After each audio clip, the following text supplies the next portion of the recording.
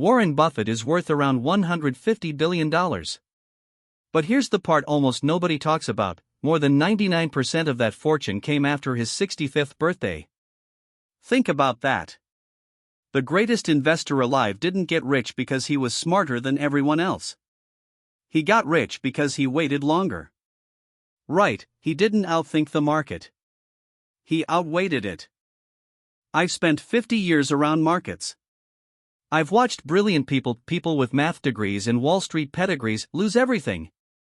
And I've watched ordinary folks with average intelligence quietly build real wealth. The difference was never brains. It was temperament. It was the willingness to do nothing while everyone around them panicked or chased the next shiny thing.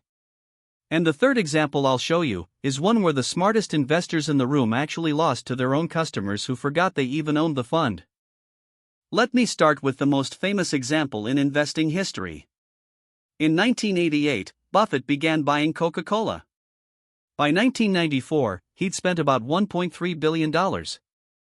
Then he did something radical. He did nothing.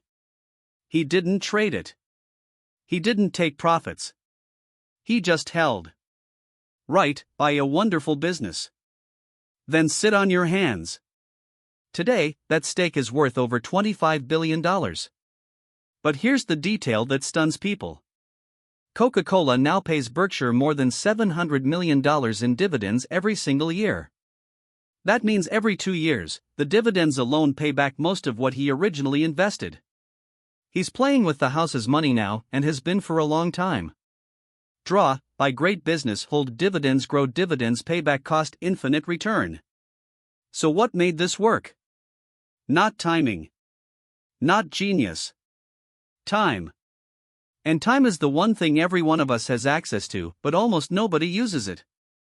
But here's where it gets uncomfortable. Peter Lynch ran the Fidelity Magellan Fund from 1977 to 1990. Over those years, he averaged about 29% annual returns. That's one of the greatest track records in the history of money management. If you'd simply held the fund the whole time, you'd have multiplied your money many times over. But here's the paradox. Fidelity later studied its own investors. And a large share of the people in Lynch's fund actually lost money.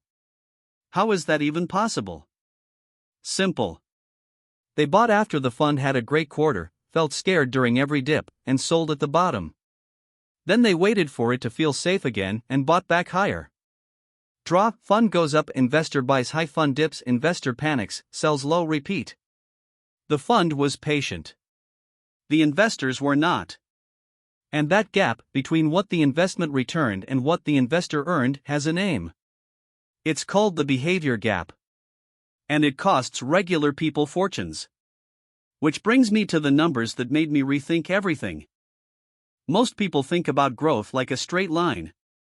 Save a little, earn a little, repeat. But compounding doesn't work in a straight line. It works like a snowball rolling downhill. Sketch, small snowball at top of hill, arrow down, giant snowball at bottom, labeled compounding. Let me make it concrete. Say you invest $10,000 at the market's long-term average, roughly 10% a year. After 10 years, you have about $26,000. Not life-changing. But after 40 years? More than $450,000 from that same $10,000. Look at where the real growth happens. Most of it comes in the final decade. The impatient investor bails at year 8, convinced it isn't working. The patient one lets the last 10 years do the magic. Right, the big money is made in the waiting, not the buying. This is why Buffett says the stock market is a tool for moving money from the impatient to the patient. The impatient literally hand their gains to those willing to wait. So how do you actually build this kind of patience? Patience isn't a personality trait you're born with. It's a system you build. Let me give you 3 practical ways to do it. First, automate. Set up automatic monthly investing so you're not making an emotional decision every month. When it's automatic, panic can't get a vote. Right, automate the decision. Remove the emotion. Second, stop checking your portfolio every day. Studies on investor behavior show the more often people look, the more they trade, and the more they trade, the worse they do. Third, reframe volatility. When the market drops, don't see a loss. See a sale. In 2008, the S&P 500 fell more than 50%. The people who kept buying through it saw their money more than triple over the next decade. The uncomfortable truth? Doing nothing feels like failure. But in investing, masterful inactivity is often the highest skill move on the board. Here's the one thing I want you to remember. You don't need to be the smartest investor in the room. You don't need to time the market or find the next hot stock. Right, you don't need to be brilliant. You need to be patient. You need to buy good assets, and then have the discipline to simply wait. Buffett's fortune, Coca-Cola's dividends, $450,000 from 10, none of it required genius. It required time, and the temperament to let time work.